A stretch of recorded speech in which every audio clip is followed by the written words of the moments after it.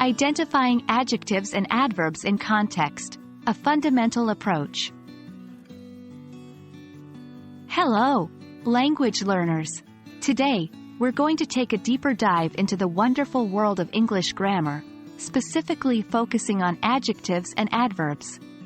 We'll learn what they are and how to identify them in context. So let's jump right into it. Adjectives are words that describe or modify another person or thing in a sentence. They give more information about the noun or pronoun they are describing, adding depth and detail to our expressions. For example, in the sentence, "She wore a beautiful dress," the word beautiful is an adjective describing the dress. The main points to remember about adjectives are: 1. Adjectives describe nouns or pronouns. 2. They provide information about what kind, how many, or which one. Moving on to adverbs. These are words that modify verbs, adjectives, or other adverbs. They're like the adjectives of the non-noun world, giving us more information about actions, qualities, and other circumstances. For instance, in the sentence, "He ran quickly," quickly is an adverb modifying the verb ran. Key points about adverbs are: 1. Adverbs modify verbs, adjectives, or other adverbs. 2. They tell us how, when, where, how much, or under what conditions something happens.